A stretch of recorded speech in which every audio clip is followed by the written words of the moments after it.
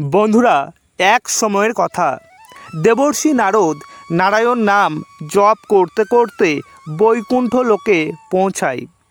বৈকুণ্ঠের দেবতা ভগবান শ্রীবিষ্ণু বিশাল বড় একটি সোনার সিংহাসনে বসেছিলেন। তখন সেই স্থানে মহর্ষি নারদ এসে পৌঁছায়। ভগবান শ্রীবিষ্ণু মহর্ষি নারদকে বৈকুণ্ঠ লোকে আসতে দেখে তাকে স্বাগত জানায়। তাকে প্রণাম জানিয়ে বলে, হে দেবর্ষি নারদ, আপনার আগমনে এই বৈকুণ্ঠ লোক ধন্য। আজ হঠাৎ করে বৈকুণ্ঠে আসার কারণ কি? নিশ্চয় কোনো গুরুত্বপূর্ণ সংবাদ নিয়ে এসেছেন। নারদজি বললেন, হে প্রভু, আমার প্রণাম গ্রহণ করুন। আপনি তো সবই জানেন, তবুও কেন এমন প্রশ্ন করছেন? এই ব্রহ্মাণ্ডের প্রতিটি কণায় আপনারই বাস। আপনি ভালো করেই জানেন আমি কোন উদ্দেশ্যে আপনার কাছে এসেছি। ভগবান বিষ্ণু বলেন, হে দেবর্ষি, আমি নিশ্চয় জানি আপনার মনে কি চলছে, তবুও আমি আপনার মুখ থেকে শুনতে চাই। তাই আপনার মনে যে জিজ্ঞাসা, যে সন্দেহ আছে তা নির্দ্বিধায় জিজ্ঞাসা করুন। দেবর্ষি বললেন, হে প্রভু, যদি আপনি অনুমতি দেন তবে আমি আপনাকে একটি প্রশ্ন জিজ্ঞাসা করব। হে প্রভু, ভগবান ব্রহ্মা ব্রহ্মাণ্ড সৃষ্টির সময় নারী ও পুরুষের সৃষ্টি করেছিলেন এবং উভয়কে একে অপরের পরিপূরক করে তুলেছিলেন। কিন্তু কিন্নর অর্থাৎ হিজড়াদের উৎপত্তি কিভাবে হলো, যারা পুরোপুরি পুরুষ নয় এবং নারীও নয়? ভগবান বিষ্ণু বললেন, হে দেবর্ষি, আজ আপনি সমস্ত মানবজাতির কল্যাণের উদ্দেশ্যে খুবই সুন্দর একটি প্রশ্ন করেছেন। তখন ভগবান শ্রী বিষ্ণু বলেন, হে দেবর্ষি নারদ, আমি আপনার এই প্রশ্নের সমাধান অবশ্যই করব। তবে এই প্রশ্নের সমাধান করার আগে আমি আপনাকে একটি কাহিনী বলতে চাই। এই কথার মাধ্যমে আপনি আপনার সমস্ত প্রশ্নের উত্তর পেয়ে যাবেন, যেটি মহারাজ সুদমের কাহিনীতে লুকিয়ে আছে। দেবর্ষি বললেন, হে প্রভু, মহারাজ সুদম কে ছিলেন এবং কি কারণে তিনি নারীর শরীর পেলেন? ভগবান শ্রী বিষ্ণু নারদকে মহারাজ সুদমের কাহিনী শোনাতে শুরু করলেন। হে নারদ, প্রাচীনকালের কথা, পৃথিবীলোকে মহারাজ সুদম নামে একজন রাজা রাজত্ব করতেন। তিনি ছিলেন অত্যন্ত পরাক্রমশালী, ধর্মপরায়ণ, সত্য ধর্ম পালনকারী বীর। তিনি তার কর্মের মাধ্যমে তার বংশের গৌরব বৃদ্ধি করেছিলেন। মহারাজ সুদম ছিলেন দানশীল, দয়াময় এবং বিদ্বান। তার রাজ্যের প্রজারা তার প্রতি অত্যন্ত সন্তুষ্ট ছিলেন। একদিন মহারাজ সুদম ঘোড়ায় চড়ে শিকার করতে জঙ্গলে গেলেন। তার সাথে তার সিপাহী, কিছু মন্ত্রীও ছিলেন। মহারাজ তার কানে সুন্দর কুণ্ডল পরেছিলেন। তার কাছে একটি ধনুক ছিল। তিনি সেই জঙ্গলে ঘুরতে লাগলেন। সেই জঙ্গল ছিল অত্যন্ত সুন্দর। সেই জঙ্গলের পাশে কুমার নামে একটি জঙ্গল ছিল, যা অত্যন্ত সুন্দর দেখাচ্ছিল। সেই জঙ্গলে ভগবান শিবের মায়া ছড়িয়েছিল, যার কারণে সেই জঙ্গল পৃথিবীতে স্বর্গের মতো মনে হচ্ছিল। অনেক বন্য পশুর আওয়াজ দূর থেকে শোনা যাচ্ছিল, যা শুনে রাজার মনে সুখের অনুভূতি হতে লাগলো। যখনই মহারাজ সুদম কুমার নামে সেই জঙ্গলে প্রবেশ করলেন, ঠিক সেই মুহূর্তে তার শরীর নারী রূপে পরিণত হলো। মহারাজের ঘোড়া নারী ঘোড়াতে পরিণত হলো। তার সাথে আসা সমস্ত সিপাহী ও মন্ত্রীরাও নারী হয়ে গেল। হঠাৎ এমন অদ্ভুত পরিবর্তন দেখে মহারাজ এবং সমস্ত সিপাহী মন্ত্রীগণ আশ্চর্য হয়ে গেল। তারা চিন্তায় পড়ে গেল। তারা মনে মনে ভাবতে লাগলো, এটা কি করে সম্ভব। মহারাজ সুদম তার নারী রূপ দেখে খুবই দুঃখী ও লজ্জিত হয়ে গেলেন এবং তার সিপাহীদের বললেন, এটা আমাদের সাথে কি অশুভ ঘটনা ঘটল। আমরা হঠাৎ করে সবাই পুরুষ থেকে কি করে নারী হয়ে গেলাম। এখন আমরা কি করব? নারীর দেহ নিয়ে আমরা কিভাবে আমাদের রাজ্যে যাব? আমি কিভাবে রাজ্য পরিচালনা করব? আমাদের প্রজারা আমাদেরকে দেখে কি বলবে? দেবর্ষি নারদ ভগবান বিষ্ণুকে বললেন, হে প্রভু, আপনি খুবই আশ্চর্য কথা বললেন। দেবতাদের মতো তেজস্বী রাজা সুদম কিভাবে নারীর দেহ পেলেন? এর কারণ কি? দয়া করে আমাকে বলুন। সেই জঙ্গলে রাজা এমন কি কাজ করলেন যার জন্য তিনি নারীর শরীর পেলেন? দয়া করে বিস্তারিত বলুন। তখন ভগবান বিষ্ণু বললেন, হে দেবর্ষি, এর পেছনে ভগবান শিবের মায়া রয়েছে। ভগবান শিবের মায়ার কারণে মহারাজ সুদম এবং তার সিপাহীরা নারীর দেহ পেলেন। এক সময়ের কথা, ভগবান শিব এবং দেবী পার্বতী এই বনে একান্তে বিহার করছিলেন। তখন সনক, সননন্দ, সনাতন এবং সনত কুমার নামক চারজন মুনি ভগবান শঙ্করের দর্শন করতে সেই বনে এলেন। সেই মুনিদের কোনো বন্ধন ছিল না। তারা বিনা অনুমতিতে যে কোনো স্থানে যে কোনো সময় আসতে পারেন। যখন সেই চারজন মুনি ভগবান শিবের দর্শন করতে এলেন, তখন তারা দেখলেন যে দেবী পার্বতী এবং ভগবান শিব একান্তে বিহার করছেন। সর্বাধিক মুনিদের হঠাৎ সেই স্থানে আসতে দেখে দেবী পার্বতী অত্যন্ত লজ্জিত হয়ে গেলেন। দেবী পার্বতী তৎক্ষণাৎ ভগবান শিবকে দূরে সরিয়ে দিলেন।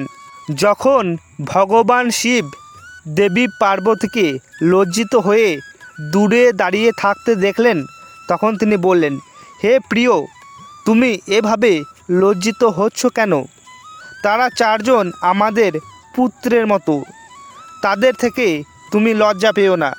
দেবী পার্বতী বললেন, হে প্রভু, নারীকে তার পুত্রের সামনেও কখনো তার স্বামীর সাথে বিহার করা উচিত নয়।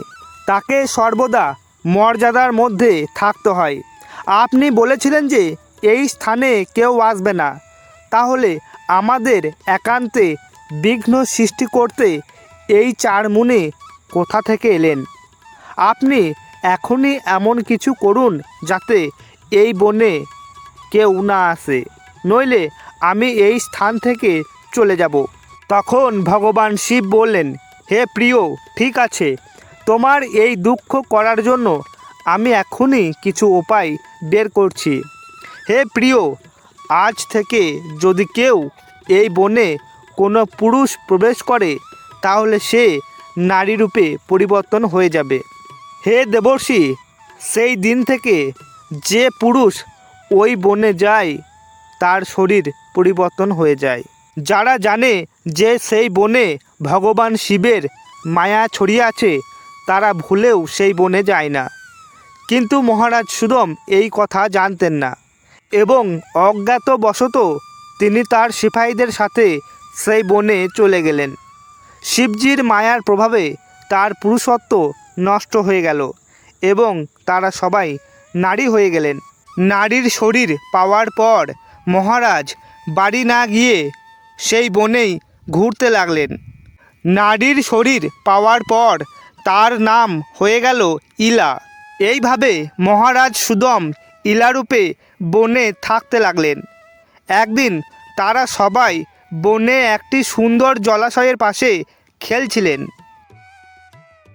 সেই সময় চন্দ্রপুত্র বুধ সেই স্থান দিয়ে যাচ্ছিলেন।